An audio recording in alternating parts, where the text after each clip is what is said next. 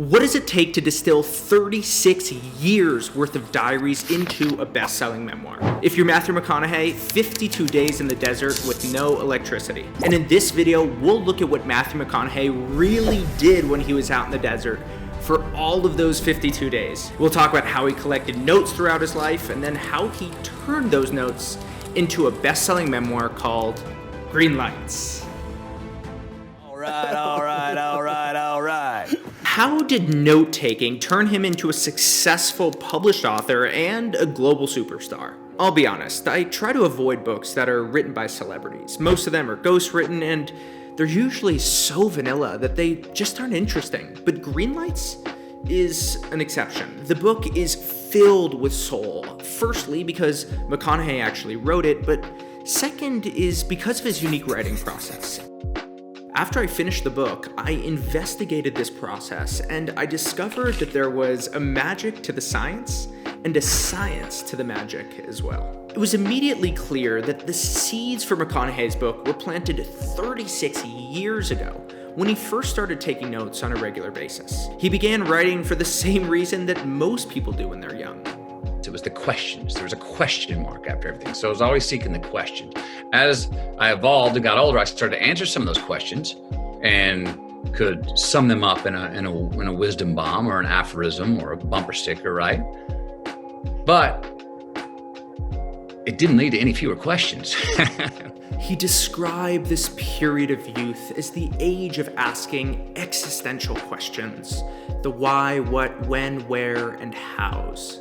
As he grew older, he tried answering some of these questions that his younger self had by collecting myriad artifacts. What revealed itself was stories, people, places, prescriptions, poems, prayers, and a whole lot of bumper stickers. He collected it all.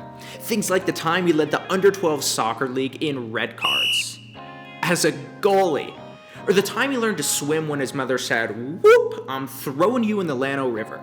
And wet and confused, his afternoon would end in one of two ways. Either he'd float off the rocky waterfall, or he'd make it to the bank. And I think we can all agree he made it to the bank. But these stories didn't just emerge spontaneously. McConaughey had to develop a system for capturing them. And while many people only write things down when they feel like it, as events occur, McConaughey dedicated himself to journaling every day. I was like, well, we're gonna write my diary every day, McConaughey. And so when do most of us, including me, not write in our diary? When things are going great. Oh, I got it figured out. I don't need to take time to go be introspective and write down my thoughts. Everything's a green light. It's great. Well, no, I said, hang on a second. If we're going to spend our life, the original use of a diary is to dissect failure or disillusion. I think there's some prudence in let's dissect success. Let's dissect what's going on when things are going well. Now I carry it with me on a phone, but it used to be a journal, or it used to be a beer koozie or a matchbox, or I'd always have a pin on my necklace.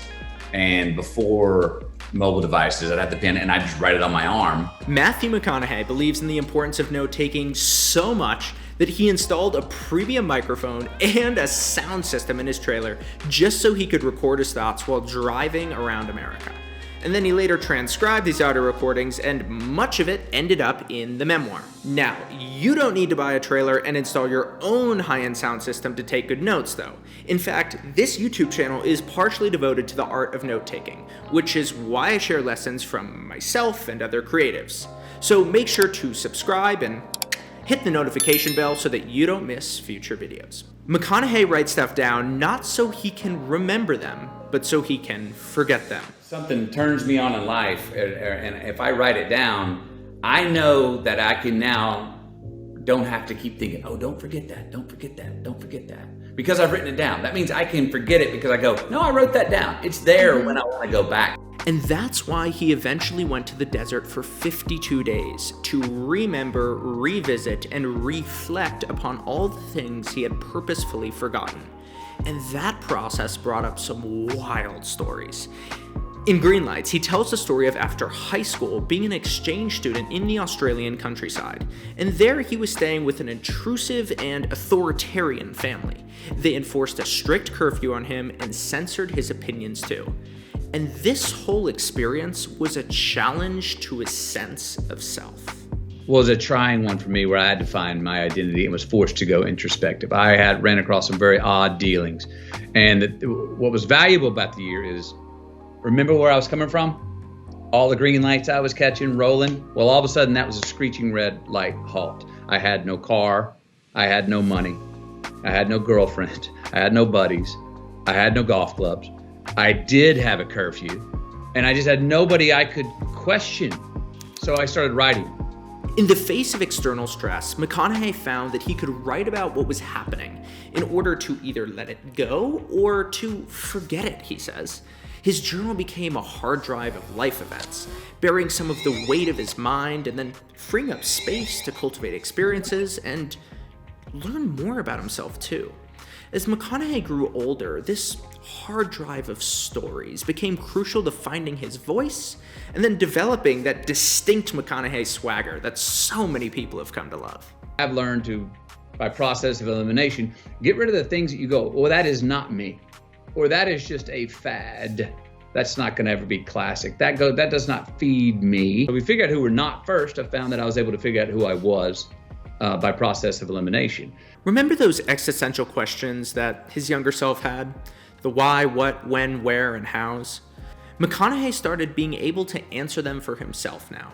And in the book, he pulls a quote from the American writer Gore Vidal, who says, "Style is knowing who you are, what you want to say, and not giving a damn." As an actor, it's McConaughey's job to create characters which often come from impressions of other people. To do this, you gotta understand why people behave the way they do. And a prime example of this was when he imitated his older brother Pat, leaning against the wall, casually smoking that cigarette in his low elbow, loose-wristed, lazy-fingered way. To the young Matthew, that was the epitome of cool, and it became the essence of Wooderson in Dazed and Confused. This is where his notes and his observations over the years and throughout his life helped him. The little snippets here and there, and all the different people that he'd met and the behaviors he'd come across, they all became part of the characters in his movies. Of course, in the end, it was this specific skill of imitation and performance on camera that launched McConaughey's career and allowed him to achieve the Oscar award-winning success that he has today. But McConaughey's never stopped taking notes, and he's never stopped questioning who he is. He's always vowed to be less impressed and more involved, he says. And part of that was setting and achieving new goals. Many people would be surprised to learn that more than 30 years ago, before he ever acted professionally, McConaughey wrote this poem in one of his journals. January 22nd, 1989, titled, "I've Found Myself. Question, the most difficult word in the universe. Who, what, where, when, how? And that's the truth. Why is even bigger, I ask. I think I'll write a book, a word about my life. I wonder who would give a damn about the pleasure and the strife. I think I'll write a book." But what exactly did he do in that cabin in the desert for those 52 days? And why did he go to the desert in the first place? And my wife looked at me, she goes, "You know what you got to do? Get your ass out of here, take that treasure chest, don't come back, go write it on your own." That's and right. So I packed it up, loaded up, and went off into solitary confinement. And I came back with this, a book. If McConaughey didn't have his 4 decades of journals when trying to write his memoir, it would have been vague and impersonal, like so many celebrity memoirs. But the specific and visceral details of Greenlights are what bring it to life. For example, I love the story of McConaughey looking for a trailer park along the Clark Fork River in western Montana, trying to catch the last Pac-12 college football game on his satellite TV. The action of the story is gripping because it's written as if McConaughey was just living it in the moment. You can hear the urgency to catch the game, the speeding camper van. You can see the sweat on his brow too. And these details would create empathy and therefore emotional involvement from the reader. See, the book is filled with these vivid descriptions, which are pulled directly from McConaughey's journal. And in the end, it's his note-taking that allows him to remember details from 20 years ago with the fidelity of something that happened 20 seconds ago. But what was his process for actually converting specific moments into a best-selling memoir? First, it was a matter of distilling all those notes into a smaller and more compressed form. And I believe that this is the essence of creative excellence. As I often say, expression is compression. It's sort of like how it takes 50 gallons of sap to make just 1 gallon of maple syrup. In any creative work, you need to start with a lot of raw material to end with that something sweet at the end. And if a story can't be compressed into its essential components, it's gonna lack the kind of flavor that's gonna hold an audience's attention. Again, it was time for McConaughey to be less impressed and more involved with the life that he had lived. And I was always daring myself, hey, you may have a book you want to share in there. And I built this big treasure chest full of these thousands of pages of journals and never had the courage to go away. Now, just to clear things up, he didn't go out for 52 days without electricity in one trip. The first 12 days were without electricity, and the rest were spent with limited electricity, using a generator to power up his laptop. He also came home sporadically to check in on his family, which is why those 52 days were divided among 4 or 5 trips. With each trip, the book took on a new form. At first, he thought he would just write a back pocket book that could be pulled out for wisdom bombs. And then he said, I think I should write a more academic book, explaining my philosophies on the art of living. But even though he's a Christian himself, he's not a fan of preachers, and he didn't want to preach too much. That's when McConaughey had to let go of any preconceived notions of what the book would be.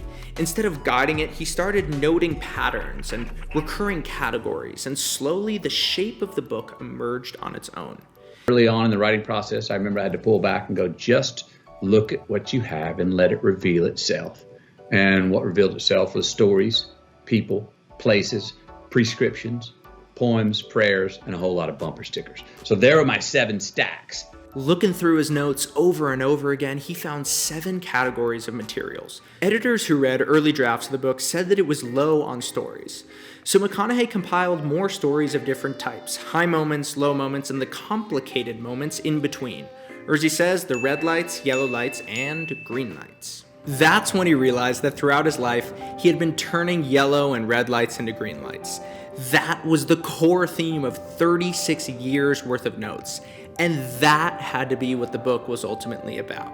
If life was nothing but green lights and we didn't have yellows and reds, things that make us pause, hardships, crises, times for introspection, then what the hell would it all be for? But I do believe that eventually in the rearview mirror life, all the yellow and red lights do eventually turn green. McConaughey then knew that he would use the rest of his 6 materials to create a multimedia memoir.